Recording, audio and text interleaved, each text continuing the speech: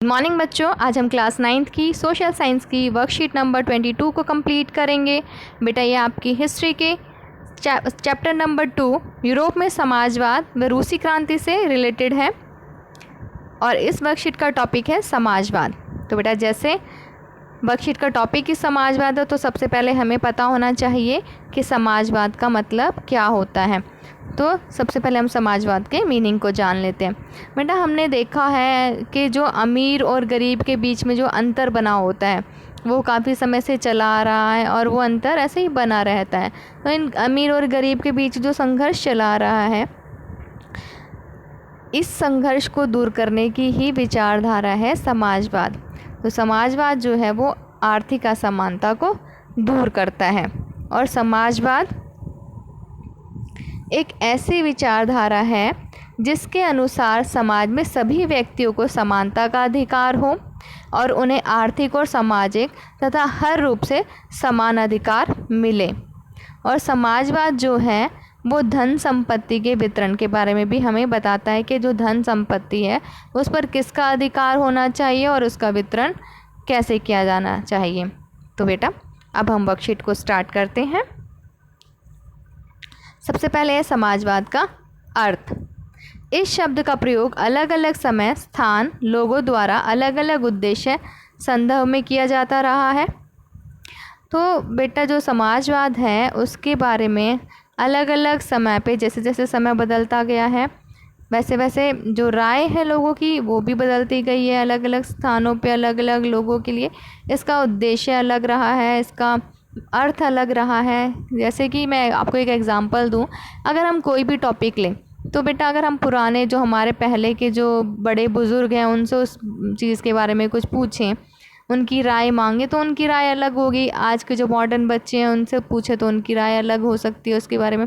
और ऐसे ही जैसे अगर उस टॉपिक के बारे में मेरी राय कुछ और होगी बच्चों, आपकी राय कुछ और होगी, किसी तीसरे व्यक्ति की राय कुछ और हो सकती है। इसी तरीके से जो समाजवाद का अर्थ है वो भी अलग अलग समय, स्थान और लोगों के लिए अलग अलग रहा है। समाजवाद आर्थिक और सामाजिक विषयों पर विचार करते हुए धन संपत्ति के स्वामित्व और उनके वितरण को समझाता है। अब समाजवाद जो है आर्थिक यानी जो कि पैसे से संबंधित होता है और सामाजिक विषयों पर जो समाज से संबंधित होते हैं विषय उन पर विचार करता है और धन संपत्ति के स्वामित्व मतलब उस पर किसका अधिकार होगा और उसके वितरण के बारे में बताता है। अब हम बात करते हैं समाजवाद की प्रमुख विशेषताओं के बारे में। तो यहाँ पर हमें समाजवाद की 4 विशेषताएं बताई गई हैं बच्चों। समाजवाद की पहली विशेषता है कि समाजवाद निजी संपत्ति पर आधारित अधिकारों का विरोध करता है। तो समाजवाद ऐसे अधिकारों का विरोध करता है जिसमें निजी संपत्ति के अधिकार शामिल हो। जैसे कि एक व्यक्ति जो है निजी संपत्ति जिसकी है वो ही लाभ कमाता जाए और उसकी संपत्ति में और बढ़ोतरी होती जाए। इस तरीके से जो अमीर व्यक्ति है वो तो और ज़्यादा अमीर होते जाएंगे और जो गरीब व्यक्ति है वो गरीब होते जाएंगे। जैसे कि अगर हम एग्जांपल लें रिलायंस का या फिर जैसे हम अंबानी हमारे देश में, वो इतना ज़्यादा प्रॉफिट कमाते कि वो जो है अमीर अमीर अमीर ही होते जाते, उनको ऐसा कोई गरीबी वाली सिचुएशन कभी देखनी ही नहीं पड़ती। और जो आम जनता है वो उसी स्टेज पर रहती है, उनकी जो तरक्की है वो उतनी ही रहती है। तो जो समाजवाद है वो इस तरह के अधिकारों का विरोध करता है कि संपत्ति एक व्यक्ति के तो पास इतनी ज़्यादा हो और एक व्यक्ति के पास इतनी भी ना हो कि भाई वो अपने रहने का और खाने पीने का इंतज़ाम कर सके। दूसरी विशेषता है बेटा यह पूंजीवाद और मुक्त व्यापार के खिलाफ है। तो समाजवाद जो है वो पूंजीवाद के खिलाफ है, मुक्त व्यापार के खिलाफ है। इसके लिए हम पूंजीवाद के बारे में जान लेते हैं कि पूंजीवाद क्या होता है। पूंजीवाद एक ऐसी अर्थव्यवस्था है जिसमें व्यक्तिगत लाभ के लिए व्यापार चलाए जाते हैं और उन पर सरकार का नियंत्रण नहीं होता। तो इसमें पूंजीवाद में क्या होता है कि व्यक्तिगत लाभ के लिए व्यापार किया जाता है जिसमें एक व्यक्ति अपने ही प्रॉफिट कमाने के लिए, अपने लिए प्रॉफिट कमाने के लिए काम करता है और उस पर सरकार का भी कोई नियंत्रण नहीं होता। वो अपने हिसाब से अपने काम को करता है और अपने प्रॉफिट को और ज़्यादा बढ़ाता है। तो समाजवाद इस तरीके की व्यवस्था के लिए का भी विरोध करते हैं। थर्ड पॉइंट है हमारा, समाजवाद की तीसरी विशेषता है इसके अनुसार उत्पादन और वितरण समाज या राज्य, सरकार के हाथ में होना चाहिए। अब समाजवाद कहता है कि जो उत्पादन है हमारे देश में और जो संसाधन है उनका वितरण जो है वो किसी निजी हाथ में ना होकर या तो समाज के हाथों में होना चाहिए और या फिर सरकार के हाथों में होना चाहिए। तो उस पर स्वामित्व अधिकार किसका होना चाहिए? राज्य सरकार का या फिर समाज का। किसी एक व्यक्ति का अधिकार इस उत्पादन और वितरण पर सिर्फ नहीं होना चाहिए। नेक्स्ट विशेषता है बेटा, समाजवाद में राज्य और नागरिकों के कर्तव्य व अधिकारों के वितरण पर भी विचार किया गया है। अब समाजवाद जो है वो राज्य और नागरिकों के जो कर्तव्य और अधिकार है उनके बारे में बताता है कि नागरिकों के कर्तव्य किस तरह से होने चाहिए, क्या अधिकार उनको मिलने चाहिए, इस पर भी विचार समाजवाद करते हैं। तो ये थी समाजवाद की विशेषताएं। अब हम आगे इस वर्कशीट में पढ़ेंगे कि यूरोप में जो समाजवाद आया था वो किन परिस्थितियों में आया था, क्या कारण थे समाजवाद आने के। तो सबसे पहला कारण है हमारा यूरोप में समाजवाद आने के फ्रांसीसी क्रांति। हमने पहले की वर्कशीट में भी पढ़ा था कि फ्रांसीसी क्रांति से जो बहुत ज़्यादा परिवर्तन आ गए थे। जो समाज पहले फ्रांस का समाज 3 वर्गों में जैसे बटा हुआ था, पादरी, कुलीन और तृतीय वर्ग, जिसमें आते थे वकील, इस तरीके के लोग, किसान, मजदूर, ये सब आते थे। तो और उनमें जो था, जो 2 प्रथम स्टेट और द्वितीय स्टेट थे उनको तो विशेषाधिकार मिले थे, एक टैक्स से छूट मिली थी और सिर्फ तीसरा ही वर्ग ऐसा था जिनको टैक्स पे करना पड़ता था। तो फ्रांसीसी क्रांति ने इन सब असमानताओं को दूर किया और इससे फ्रांस में बहुत ज़्यादा बदलाव आया, समानता के अधिकार लोगों को मिले, जीवन जो है बिल्कुल बदल गया। तो इसी तरह देखकर जो लोगों ने देखा और दूसरे देशों ने देखा कि जब फ्रांसीसी क्रांति से इतने बदलाव आए हैं तो हम भी क्यों ना अपने देशों में बदलाव लाना चाहें, हम भी अपने देशों में बदलाव ला सकते हैं। इसका मतलब अब हम भी बदलाव के समर्थन में आ जाते हैं। जैसे कि अगर एग्जांपल दूं, जैसे बेटा हम सब, जैसे आप सब क्लास में होते हैं और किसी को कोई बात पूछनी है तो आपस में फ्रेंड्स से कहते हैं जा तू मैम से पूछ ले, जा तू पूछ ले मैम से। इस तरीके से आपस में ना लगे रहेंगे थोड़ी देर तक, डरते हैं, थोड़ा सा डर हिचक होती है अंदर। लेकिन जैसे ही जाके एक बच्चा उस चीज़ को पूछ लेता है और फिर मैम उसका अच्छे से जवाब दे देती है तो दो बाकी बच्चे हैं उनका भी डर खुल जाता है, वो भी फिर अपने जो डाउट्स होते हैं उनको मैम से डिस्कस करने लग जाते हैं, पूछने लग जाते हैं। तो इसी तरीके से जब फ्रांसीसी क्रांति जब तक नहीं हुई थी तब तक तो पूरे देशों में डर बना हुआ था इस चेंज को लाने के लिए। लेकिन जैसे जैसे फ्रांसीसी क्रांति हुई और ये बदलाव आया तो दूसरे देशों को भी इससे प्रेरणा मिली कि हम भी अपने देशों में ये बदलाव ला सकते हैं। तो सबसे बड़ा कारण जो था वो फ्रांसीसी क्रांति थी। अब फ्रांसीसी क्रांति से समानता, बंधुत्व, भाईचारा, न्याय जैसे विचारों को पूरे यूरोप में फैलना। अब इस क्रांति की वजह से ये सारे जो पॉइंट्स हैं हमारे उसमें फैल गए। अब दूसरा पॉइंट है बेटा हमारा सामंतवाद का कमज़ोर होना और नए राष्ट्रों के उदय की भावना। अब जैसे जैसे ये बदलाव आता जा रहा था तो सामंतवाद का जो है वो कमज़ोर होता जा रहा था उसमें, और नए नए राष्ट्रों के उदय होते जा रहे थे, जिससे कि समाजवाद जो है उसका ये एक बड़ा कारण रहा समाजवाद के उदय का। तीसरा पॉइंट है हमारा बच्चों, औद्योगिक क्रांति के कारण मजदूरों की संख्या और अवस्था में भारी बदलाव के साथ पूंजीपतियों के साथ वर्ग संघर्ष बढ़ना।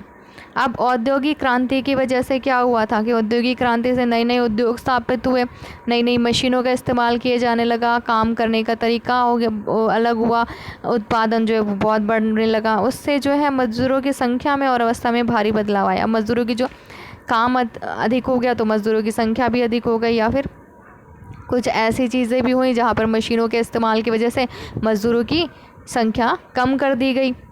अब मज़दूरों से काम तो इतना ज़्यादा कराया जाता था, उनसे काम कराने के घंटे जो थे वो बहुत ज़्यादा थे, लेकिन उनको जो मज़दूरी दी जाती थी वो बहुत कम थी।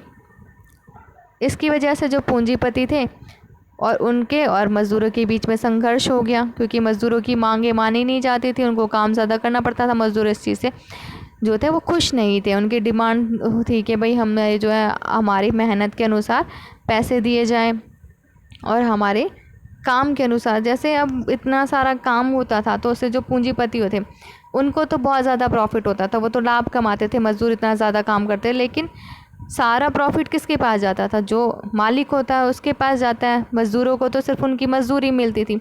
तो ये भी एक बड़ा संघर्ष जो था इस समाजवाद का कारण बना कि मजदूर और पूंजीपतियों में संघर्ष बढ़ गया। इनका कहना ये था कि जो लाभ है वो पूरे समाज में मज़दूरों के साथ बिल्कुल इक्वल बांटा जाए, ये नहीं कि उनको मेहनत उनको ज़्यादा करनी पड़ती है और पैसे उनको कम मिलते हैं। नेक्स्ट पॉइंट है हमारे बच्चों, विज्ञान की नवीन खोजों और यातायात के साधनों में विकास के साथ व्यापार और मध्यम वर्ग का तेज़ी से उदय होना। अब अगला कारण था समाजवाद आने का कि विज्ञान की नई नई खोज की गई थी, टेक्नोलॉजी नई नई विकसित हो गई थी और यातायात के जो साधन थे उसमें भी विकास हो रहा था, जिसकी वजह से व्यापार जो है और तेज़ी से बढ़ने लगा। अब नई नई टेक्नोलॉजी की वजह से व्यापार तेज़ी से बढ़ा और जो मध्यम वर्ग का तेज़ी से उदय होने लगा, क्योंकि जो उन लोगों को भी काम मिल गया और यातायात के साधनों की वजह से वो अपने व्यापार को भी बढ़ा सके, जिससे कि जो वर्ग था उसका भी तेज़ी से, मध्यम वर्ग का तेज़ी से विकास हुआ आने जाने में और अपने व्यापार को बढ़ाने में, जिससे उनको मदद मिली। नेक्स्ट पॉइंट है हमारा कार्ल मार्क्स, फ्रेडरिक एंजल और हीगल जैसे समाजशास्त्रियों का प्रभाव। अब ये जो है एक बहुत बड़ा प्रभाव था। क्यों? क्योंकि एक जो कारण था सबसे बड़ा एक ये कारण था, इन सब ने सबसे ज़्यादा तो कार्ल मार्क्स ने समाजवाद की विचारधारा को लोगों के सामने रखा। सबसे पहले तो समाजवाद के विकास में कार्ल मार्क्स और फ्रेडरिक एंजल, हीगल, इन सभी दार्शनिकों की एक महत्वपूर्ण भूमिका रही है। इन्होंने समाजवादी विचारधारा को लोगों के लिए बहुत ही उनके लिए इम्पोर्टेंट उसको बताया और लोगों को समझाया कि हमें समाज में ये चेंजेस चाहिए, तभी हमारा विकास हो सकेगा, तभी ये जो अंतर है ये सब दूर हो सकेगा। तो इस वजह से ये जो यूरोप में समाजवाद था इन सभी कारणों की वजह से आया। उसके बाद है यूरोप में बदलते हालात। अब इन सब परिवर्तनों की वजह से, इन सब परिस्थितियों की वजह से यूरोप में क्या क्या बदलाव आ रहे थे। अब जैसे फ्रांस में अब जब बदलाव आते हैं तो लोगों की जो सोच होती है वो भी अलग अलग हो जाती है। इसी तरीके से जो यूरोप था उसमें भी लोग जो थे अलग अलग वर्ग में बट गए थे, मतलब सोच के अकॉर्डिंग बट गए थे। कुछ लोग चाहते थे कि परिवर्तन हो, कुछ लोग चाहते थे कि परिवर्तन ना हो, और कुछ लोग चाहते थे कि परिवर्तन हो लेकिन धीरे धीरे थोड़ा थोड़ा कुछ बदलाव होता रहे। तो सबसे पहले थे पुरातनवादी सोच वाले, जिन्हें कंजर्वेटिव भी बोलते थे। ये थोड़ी पुरानी सोच वाले व्यक्ति थे जो नहीं चाहते थे कि ये बदलाव यहाँ पर हो, समाज में कोई भी बदलाव हो। इनकी सोच जैसे पुराने व्यक्ति होते ना, वो किसी बदलाव को पसंद नहीं करते। धीरे धीरे हमारे घर में भी जैसे बड़े बुज़ुर्ग होते हैं, वो ज़्यादा चेंजेस को पसंद नहीं करते, वो अपने पुराने समय को ही ज़्यादा अच्छा बताते हैं, उनको जो चेंजेस है वो पसंद नहीं आते हैं। इसी तरीके से जो पुरातनवादी थे उनको भी ये जो बदलाव थे वो पसंद नहीं आ रहे थे। तो जो पुराने शासन तंत्र, राजतंत्र और सामंतवादी राजनीतिक व्यवस्था के समर्थक थे, ये पुराने शासन तंत्र पे ही खुश थे, उसी के समर्थक थे। सामंतवादी प्रथा के समर्थक थे, ये चाहते थे कि राजतंत्र ही बना रहे, ये कोई बदलाव नहीं चाहते थे। दूसरे थे रेडिकल सोच वाले और आमूलचूल परिवर्तनवादी। ये चाहते थे कि आबादी में बहुमत के आधार पर शासन चाहते थे, कि बहुमत के आधार पर शासन हो, लोग जिसको चुने, जो लोगों की राय में जो सबसे ज़्यादा अच्छा तरीका है उस वैसा शासन होना चाहिए।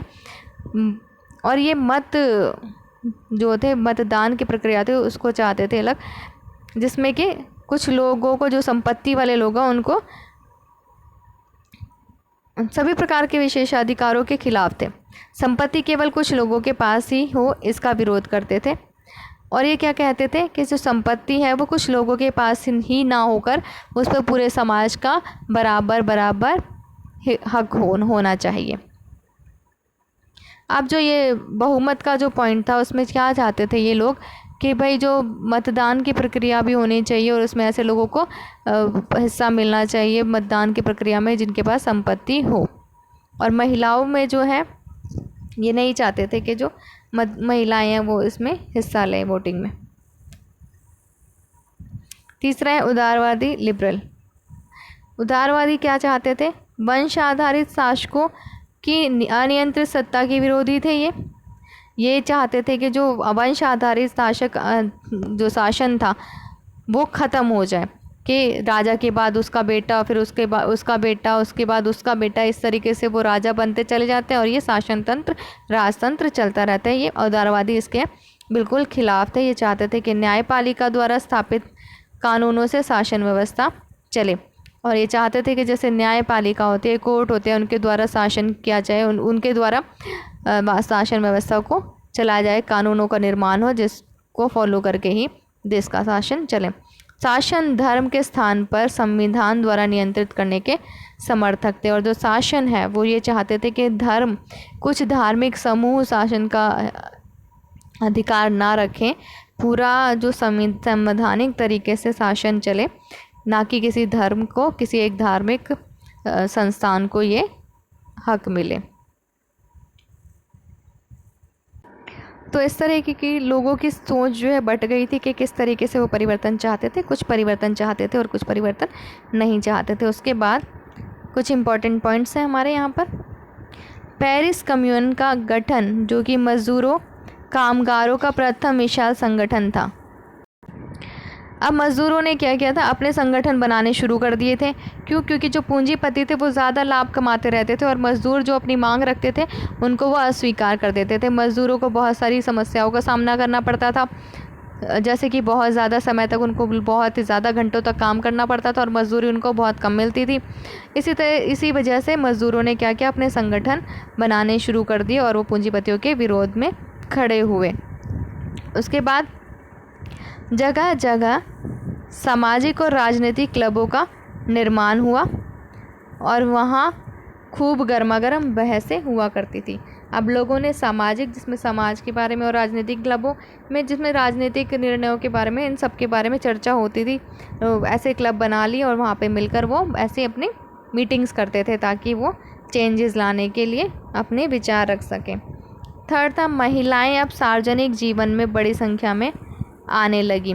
अब जो महिलाएं थी वो भी आगे आने लगी। इन सभी परिवर्तनों के बाद महिलाओं ने भी अपनी भूमिका निभाई पूरी, वो भी इसमें भाग लेने लगी, सार्वजनिक जीवन में बड़ी संख्या में आने लगी। उन्होंने भी इन सभी एक्टिविटीज़ में पार्ट लेना शुरू कर दिया और वो भी अपने विचार रखने लगी थी। वो भी इस परिवर्तन में बहुत बदलाव उनके जीवन में भी आ गया था। तो बच्चों, इस वीडियो में इतना ही।